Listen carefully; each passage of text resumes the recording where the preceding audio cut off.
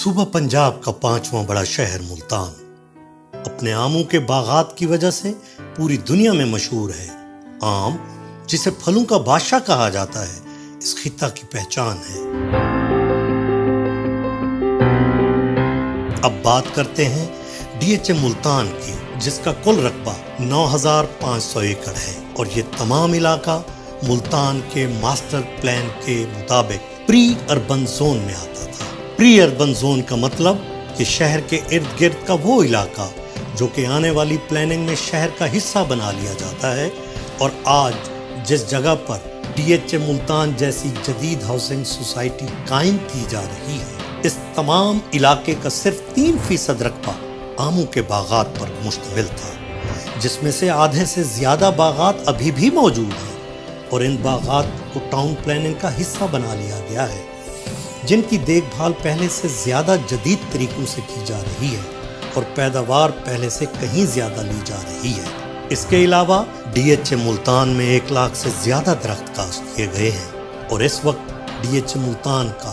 7% رقبہ صرف green zone پر مشتمل ہے، جہاں کسی قسم کی کوئی تعمیرات نہیں کی جائیں گی۔ یہ جو ایریا ہے جہاں ڈی ایچ اے ملتان بنا ہے، یہ بہاؤالدین زکریا یونیورسٹی سے لے کے پیچھے تک خانے وال تک، اگر میں ماضی میں چلا جاؤں تو بات کروں تو ڈی ایچ اے کے ساتھ جتنی ڈی ایچ اے نے زمین لی ہے، اس میں میکسیمم وہ زمینیں جو کپر تھی، جہاں پر صرف گندم کی فصل ہوتی تھی، اس کے علاوہ کوئی فصل نہیں ہوتی تھی، اور یہ اس کا سالانہ ٹھیکہ 20 سے 25 ہزار لوگ دیتے تھے، اس سے زیادہ ٹھیکہ نہیں ملتا تھا، یا پھر جو لوگ چارہ جات ہیں اس کے لیے اس کو استعمال کرتے تھے۔ یہاں نہ کپاس کی فصل ہوتی تھی، نہ اس کے علاوہ یہاں باغات ہوتے تھے، کیونکہ کپر تھی، تو یہاں کے جو کسان تھے وہ بڑے پریشان تھے۔ اللہ نے ان کی سن لی، یہاں پہ ڈی ایچ اے آ گیا۔ یہ کہا جانا کہ یہاں آموں کے باغات کی کٹنگ ہوئی ہے،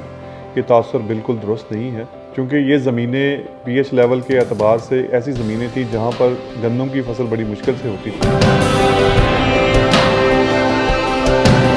اور وہ تمام مالکان جنہوں نے اپنی زمینیں ڈی ایچ اے ملتان کو کئی گنا زیادہ قیمت پر بیچی، پہلے سے کہیں زیادہ خوشحال ہیں، اور کئی گنا زیادہ باغات لگا چکے ہیں، اور جدید فارمنگ کے طریقوں سے 20 گنا زیادہ آم کی پیداوار لے رہے ہیں۔ جس نے یہاں 1 ایکڑ بیچی، اس نے وہاں جا کے 4-5 ایکڑ لے لی، تو یقیناً اس کی کاشتکاری بھی بڑھ گئی، اور آم کے جو باغات تھے اس کو بھی فائدہ ہوا، اور میں سمجھتا ہوں جو کسان قسم پرسی کا شکار تھا وہ بھی خوشحالی میں بدل گیا۔ ملک ناہید عباس تھرالا، مقامی زمیندار موضع بستی نوڈھانڈ۔ ہماری الحمدللہ ڈی ایچ اے میں 110 ایکڑ زمین تھی۔ جب سے ڈی ایچ اے آیا تو الحمدللہ ہماری زمین کا جو ریٹ تھا وہ 3 سے 4 گنا بڑھ گیا۔ ڈی ایچ اے کے آنے کے بعد ہم نے یہاں سے زمین کو سیل آؤٹ کیا، اور اس کے بعد ضلع خانے وال اور دوسرے اضلاع میں ہم نے جا کے 1 ایکڑ کے بدلے 3 سے 4 ایکڑ خریدے۔ ڈی ایچ اے کے آنے کی وجہ سے الحمدللہ ہمارا رہن سہن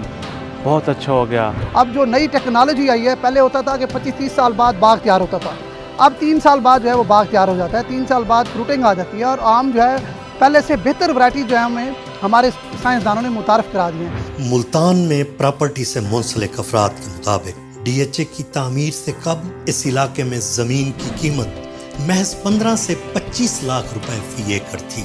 جب ڈی ایچ اے ملتان نے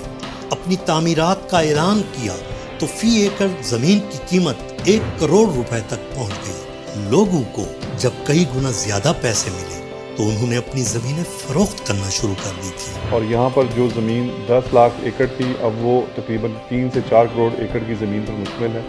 اور یہاں کا زمیندار 1 ایکڑ زمین بیچ کر اب 10 ایکڑ زمین خرید چکا ہے، اور اگر ایک آم کا درخت یہاں پر کٹا ہے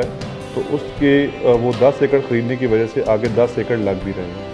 اور تقریباً 50,000 خاندان اس کے ساتھ بالواسطہ اور بلا واسطہ جڑا ہوا ہے۔ میں سمجھتا ہوں یہ پروپیگنڈا جو ہے بالکل بے بنیاد ہے۔ ڈی ایچ اے کے ہم سب شکر گزار ہیں، کیونکہ ہمارا ایک تو لیونگ سٹائل بدلا ہے، ہمارے جو نوجوان لوگ تھے ان کو روزگار ملا ہے، اور ساتھ کے ساتھ جو ہمارے کسان تھے، ہماری زراعت تھی، اس میں بہت بہتری آئی ہے۔ جس کسان کا 1 ایکڑ تھا اب وہ 5 ایکڑ کا مالک ہے، جس کا 1 مربع تھا اب وہ 5 مربوں کا مالک ہے،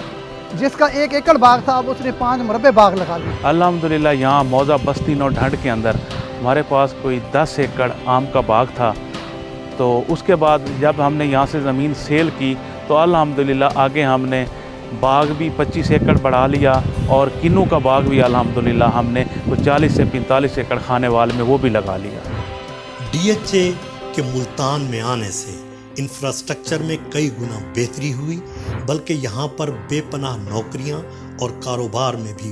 बेशतर इजाफा हुआ। मैं डीएचए को सलाम पेश करता हूँ और मैं समझता हूँ कि इससे हमारे जो आने वाली नस्ल है, जिस तरह ये आप तालीमी इदारे ला रहे हैं, तो यकीनन हमारे जो बच्चों का फ्यूचर है उसके लिए हमें लाहौर या इस्लामाबाद नहीं जाना पड़ेगा। डीएचए मुल्तान में हमारे बच्चे पढ़ेंगे। यहाँ अच्छे अच्छे जो पाकिस्तान के टॉप लेवल के तालीमी इदारे हैं वो भी आ रहे हैं और किसान हमारा भी खुशहाल है और हम जो नौजवान लोग हैं उनको भी रोज़गार मिला है। बहुत शुक्रिया। डीएचए मुल्तान को अगर ना सिर्फ यहाँ पर गेम चेंजर कहा जाए इस खत्ते के लिए या लाइफ चेंजर कहा जाए तो बिल्कुल दुरुस्त होगा,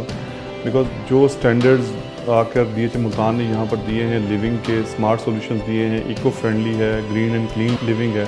तो वो सॉल्यूशंस यहाँ पे इस खत्ते में साउथ पंजाब में लोगों ने पहली दफ़ा देखे थे। डीएचए मुल्तान के बाकायदा मुलाजमीन की तादाद 2000 से जायद है, जिनमें 80% आम शहरी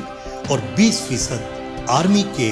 रिटायर्ड मुलाजमीन हैं। इनमें बिलखसूस शुहदा के बच्चों और बेवाओं का ख्याल रखा गया है ताकि जानिसारान वतन के कुंभों को जिंदगी के धारे में लाया जा सके। इसके अलावा